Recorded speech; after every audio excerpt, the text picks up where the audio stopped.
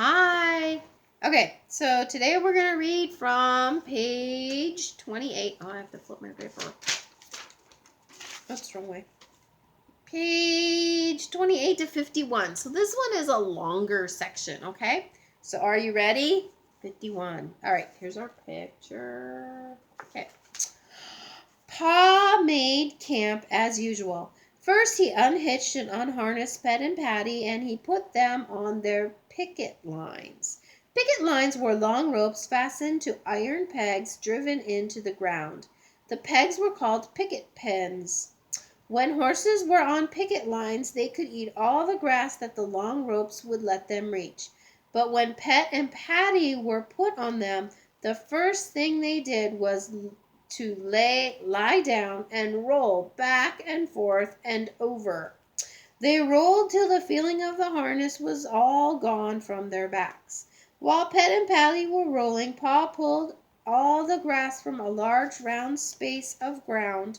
There was old dead grass and the roots of the green grass, and Pa would take no chances of setting the prairie on fire. If fire once started in that dry undergrass, it would sweep that whole country bare and black, Pa said. Best to be safe. It's best to be on the safe side. It saves trouble in the end. When the space was clear of grass, Pa laid a handful of dry grass in its center. From the creek bottom he brought an armful of twigs and dead wood.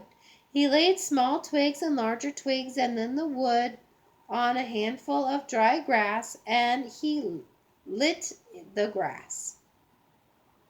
The fire crackled merrily inside the ring of bare ground that it couldn't get out of. Then Pa brought water from the creek while Mary and Laura helped Ma get supper. Ma measured coffee beans into the coffee mill and Mary ground them. Laura filled the coffee pot with water Pa brought, and Ma set the pot in the coals, set in the iron bake oven in the coals too. While it heated, she mixed cornmeal and salt with water and patted it into little cakes. She greased the bake oven with the pork rind, laid the cornmeal cakes in it, and put on its iron cover. Then Pa raked more coals over the cover while Ma sliced fat salt pork. She fried the slices in the iron spider. The spider had short legs to stand on the coals, and that is why it was called a spider. If it had no legs, it would be called a frying pan. The coffee boiled, the cakes baked, the meat fried, and they all smelt so good that Laura grew hungrier and hungrier. Pa sat the wagon seat near the fire. He and Ma sat on it. Mary and Laura sat on the wagon tongue. Each of them had a tin plate and a steel knife and a steel fork with white bone handles. Ma had a tin cup and Pa had a tin cup and Baby Carrie had a little one of her own, but Mary and Laura had to share their tin cup. They drank water. They could not drink coffee until they grew up. While they were eating supper, the purple shadows closed around the campfire. The vast prairie was dark and still. Only the wind moved steadily through the grass, and the large, low stars hung glittering from the great sky. The campfire was cozy in the big, chill darkness. The slices of pork were crisp and fat, and the cornbread were good. In the dark beyond the wagon, Pet and Patty were eating too. They bit off bits of the grass with sharply crunching sounds. "We'll camp here a day or two," said Pa. "Maybe we'll stay here. There's good land, timber in the bottoms, plenty of game, everything a man could want. What do you think? What do you say, Caroline?" So here are the girls. That's the coffee mill. She's making the coffee, yeah. "We might go farther and far worse," Ma replied. "Anyway, I'll look around tomorrow," Pa said. "I'll take my gun and get some good fresh meat." He lit his pipe with the hot coal and stretched out his legs comfortably. The warm smell, brown smell of tobacco smoke mixed with the warmth of the fire. Mary yawned and slid off the wagon tongue and to sit on the grass. Mary yawned too. Ma quickly washed the tin plates and tin cups and forks and knives. She washed the bake oven and the spider and rinsed the dishcloth. For an instant she was still listening to the long wailing howl from the dark prairie. They all knew what it was, but that sound always ran cold up Laura's backbone and crinkled over the back of her head. Ma shook the dishcloth and then she walked into the dark and spread the cloth on the tall grass to dry. When she came back, Pa said, "Wolves, 1/2 mile, I'd judge." "Well, where there's deer, there will be wolves. I wish—" He didn't say what he wished, but Laura knew. He wished Jack were there. When wolves howled in the big woods, Laura was always known that Jack would not let them hurt her. A lump swelled hard in her throat and her nose smarted. She winked and did not cry. That wolf, or perhaps another wolf, howled again. "Bedtime for little girls," Ma said cheerfully. Mary got up and turned around so that Ma unbuttoned her. But Laura jumped up and stood still. She saw something. Deep in the dark, beyond the firelight, 2 green eyes were shining near the ground. They were eyes. Cold ran up Laura's backbone. Her scalp crinkled and her hair stood up. The green lights moved. One winked out, and then the other winked out. Then both shone steadily, coming nearer. Very rapidly. They were coming nearer. "Look, Pa, look!" Laura said. "A wolf!" Pa did not seem to move quickly, but he did. In an instant he took his gun out of the wagon and was ready to fire at those green eyes. The eyes stopped coming. They were still in the dark, looking at him. "It can't be a wolf unless it's a mad wolf," Pa said. Ma lifted Mary into the wagon. "And it's not that," said Pa. "Listen to the horses." Pet and Patty were still biting off bits of grass. "A lynx?" said Ma. "Or a coyote?" Pa picked up a stick of wood. He shouted and threw it. The green eyes went close to the ground as if the animal crouched to spring. Pa held the gun ready. The creature did not move. "Don't, Charles!" Ma said. But Pa slowly walked toward those eyes, and slowly along the ground the eyes crawled toward him. Laura could see the animal in the edge of the darkness. It was a tawny animal and bridled. Then Pa shouted and Laura screamed. The next she knew, she was trying to hug and jump, patting, wiggling Jack, who lapped at her face and hands with his warm, wet tongue. She couldn't hold him. He leaped and wiggled from her to Pa to Ma and back to her again. "Well, I'm beat," Pa said. "So am I," said Ma. "But did you have to wake the baby?" She rocked Carrie in her arms, hushing her. Jack was perfectly well, but soon he lay down close to Laura and sighed a long sigh. His eyes were red with tiredness, and all the under part of him was caked with mud. Ma gave him a cornmeal cake, and he licked it, wagging politely, but he could not eat it. He was too tired. No telling how long he kept swimming, Pa said. Now how far he was coming downstream before he landed. And when at last he reached them, Laura called him a wolf, and Pa threatened to shoot him. But Jack knew they didn't mean it. Laura asked him, "You knew we didn't mean it, didn't you, Jack?" Jack waved his stump of a tail. He knew. It was past bedtime. Pa chained Pet and Patty to the feed box at the back of the wagon and fed them their corn. Carrie slept again, and Ma helped Mary and Laura undress. She put their long nightgowns over their head while they stuck up their arms into the sleeves. They unbuttoned their neckband themselves and tied the string of their nightcaps beneath their chins. Under the wagon, Jack wearily turned around 3 times and lay down to sleep. In the wagon, Laura and Mary said their prayers and crawled into their beds. Ma kissed them good night. On the other side of the canvas, Pet and Patty were eating their corn when Patty whooshed into the feed box, and whooshed was right at Laura's ear. There were little scurrying sounds in the grass. In the trees by the creek an owl called, "Hoo, hoo!" Farther away another owl answered, "Oo, oo!" Far away on the prairie the wolves howled, and under the wagon Jack growled low in his chest. In the wagon everything was safe and snug.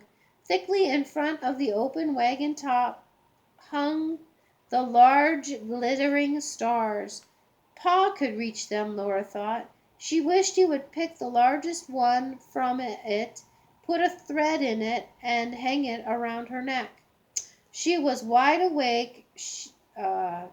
She was not sleepy at all, but suddenly she was very much surprised. The large star winked at her. Then she was waking up next morning. Here's a picture. Soft wickerings were close to Laura's ear. The grain rattled into the feed box, Pa giving Pet and Patty their breakfasts. "Back, Pet, don't be greedy," he said. "You know it's Patty's turn." Pet stomped her foot and nickered. "Now, Patty, keep to your own end of the box," said Pa. "This is for Pet." Then a little squeal from Patty. "Ah, got nipped, didn't you?" Pa said. "And serves you right. I told you to eat your corn." Laura and Mary looked at each other and laughed. They could smell bacon and coffee, hear pancakes sizzling, and they scrambled out of bed. Mary would dress herself all but the middle button. Laura buttoned that one for her. Then Mary buttoned Laura all the way up the back. They washed their hair and faces in the tin basin and on the wagon step. Ma combed every snarl out of their hair while Pa brought fresh water from the creek. Then they sat on the clean grass and ate pancakes and bacon and molasses from the tin plates in their laps. All around them shadows were moving over the waving grasses while the sun rose. Meadow larks were springing straight up from the billows of grass into high clear sky, singing as they went. Small pearly clouds drifted into the immense blueness overhead. In all the weed tops tiny birds were singing and singing in tiny voices. Pa said they were dickcissels. "Dickie, Dickie!" Laura called back to them. "Dickie Bird, eat your breakfast, Laura," Ma said. "You must mind your manners, even if we are 100 miles from anywhere." Pa said mildly, "It's only 40 miles to Independence, Caroline, and no doubt there's a neighbor or so nearer than that." "40 miles, then," Ma agreed. "But whether or not, it isn't good manners to sing at table, or when you're eating," she added, because there was no table.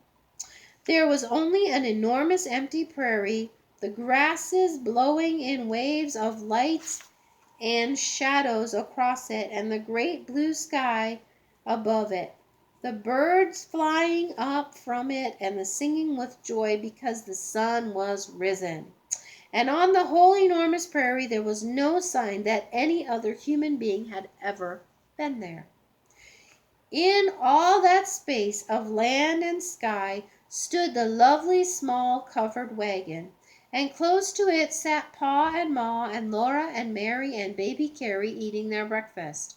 The mustangs munched their corn, and Jack sat still, trying hard not to beg. Laura was not allowed to feed him while she ate, but she saved bits for him. And Ma made a big pancake for him of the last of the batter. Rabbits were everywhere in the grass and thousands of prairie chickens, but Jack would not hunt his breakfast that day. Pa was going to hunt, and Jack must guard the camp. First, Pa put Pet and Patty on their picket lines. Then he took the wooden tub from the side of the wagon and filled it with water from the creek. Ma was going to do the washing. Then Pa stuck his sharp hatchet in his belt. He hung his powder horn beside the hatchet, and he put the patch box and the bullet pouch in his pocket, and he took his gun in his arm. He said to Ma, "Take your time, Caroline. We won't be moving the wagon till we want to. We've got all the time there is." He went away. For a little while they could see the upper part of him above the tall grasses going away and growing smaller. Then he went out of sight and the prairie was empty. Mary and Laura washed the dishes while Ma made the beds in the wagon. They put the clean dishes neatly in their box. They picked up every scattered twig and put it in the fire. They stacked the wood against the wagon wheel. Then everything about camp was tidy. Ma brought the wooden pannikin of soft soap from the wagon. She kilted up her skirt, and rolled up her sleeves, and she knelt by the tub on the grass. So there, Mary and Laura putting away things. Mary and Laura were exploring. They must not go far from the wagon, but it was fun to run through the tall grass in the sunshine in the wind. Huge rabbits bounded away from them. Birds fluttered up and settled again. The tiny dicky birds were everywhere, and their tiny nests were in the tall weeds, and everywhere were little brown striped gophers. These little creatures looked soft as velvet. They had bright round eyes and crinkly noses and wee paws. They popped out of the holes of the ground and stood up to look at Laura and Mary. Their hind legs folded under their haunches, their little paws folded tight to their chest, and they looked exactly like bits of dead wood sticking out of the ground. Only their bright eyes glittered. Mary and Laura wanted to catch one to give to Ma. Again and again they almost had one. The gopher would stand perfectly still until you were sure you had him this time. Then, just as you touched him, he wasn't there. There was only little round holes in the ground. Laura ran and couldn't catch one. Mary sat perfectly still beside a hole, waiting for one to come up, and just beyond her reach the gopher scampered merrily. The gopher sat up and looked at her, but not one ever came out of the hole. Once a shadow floated across the grass, and every gopher vanished. A hawk was sailing overhead. It was so close that Laura could see its cruel round eyes turned downward to look at her. She saw its sharp beak and its savage claws curled ready to pounce. But the hawk saw nothing but Laura and Mary and round, empty holes in the ground. It sailed away looking somewhere else for its dinner. Then all the little gophers came up again. It was nearly noon then. The sun was almost overhead. So Mary and Laura picked flowers from the weeds, and they took the flowers to Ma instead of a gopher. Ma was folding the dry clothes. The little panties and petticoats and were whiter than snow, warm from the sun, and smelt like grass. Ma laid them in the wagon and took the flowers. She admired equally the flowers that Laura had given her and the flowers that Mary had given her, and she put them together in a tin cup full of water. See, there they are trying to get the gophers. Okay. She set them on the wagon step and made the camp pretty. Then she split 2 cold corn cakes and spread them with molasses. She gave one to Mary and one to Laura. That was their dinner, and it was very good. "Where is a papoose, Ma?" Laura asked. "Don't speak with your mouth full, Laura," said Mary. So Laura chewed and swallowed, and she said, "I want to see a papoose." Mercy on us, Ma said. Whatever makes you want to see Indians? We will see enough of them, more than we want to. I wouldn't wonder.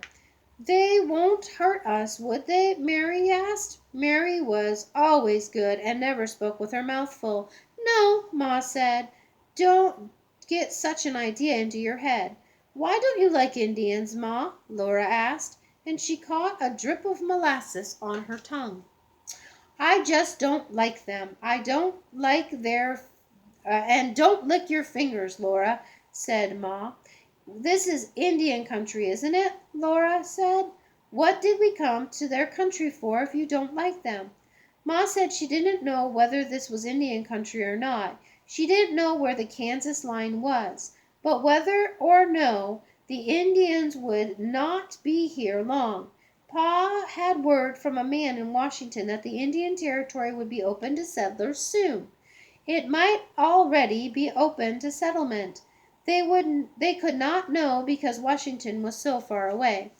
Then Ma took the sadrian out of the wagon and heated it by the fire. She sprinkled a dress for Mary and a dress for Laura and a little dress for baby Carrie of her own sprigged calico. She spread a blanket on and a sheet on the wagon seat, and she ironed the dresses. Baby Carrie slept in the wagon. Laura and Mary and Jack lay in the shady grass beside it, because now the sunshine was hot. Jack's mouth was open, and his red tongue hung out. His eyes blinked sleepily. Ma hummed softly to herself, while the iron smoothed all the wrinkles out of the little dresses. All around them, to the very edge of the earth, there was nothing but grasses, waving in the wind. Far overhead, a few white puffs of cloud sailed in the thin blue air. Laura was very happy. The wind sang low, rustling song in the grass. Grasshoppers, rasping, quivered, up from all the immense prairie. A buzzing came faintly from all the trees in the creek bottom. But all these sounds made a great, warm, happy silence. Laura had never seen a place she liked so much as this place. She didn't know she had gone to sleep until she woke up. Jack was on his feet, wagging his stump tail. The sun was low, and Pa was coming across the prairie. Laura jumped up and ran, and his low shadow stretched to meet her in the waving grass. He held up the game in his hand for her to see. He had a rabbit, the largest rabbit she had ever seen, and two plump prairie hens. Laura jumped up and down and clapped her hands and squealed. Then she caught hold of his other sleeve and hippity-hopped through the tall grasses beside him. This country's cram-packed with game, he told her.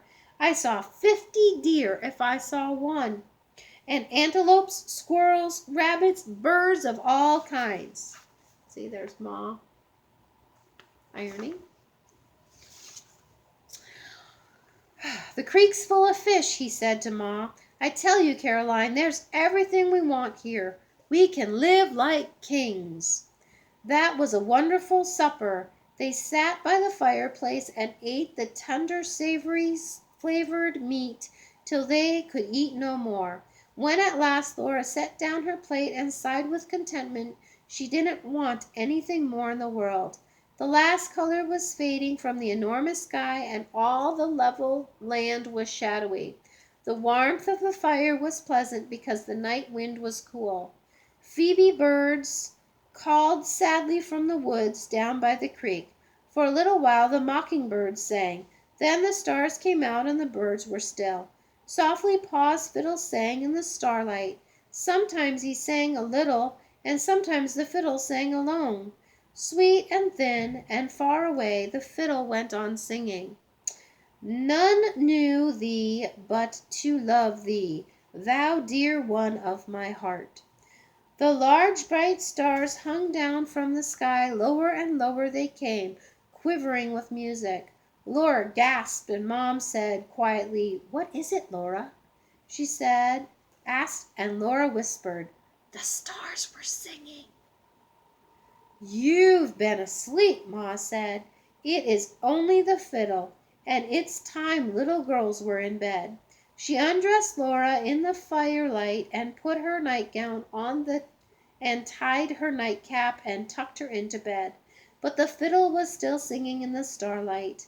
The night was full of music, and Laura was sure that part of it came from the great bright stars swinging so low above the prairie.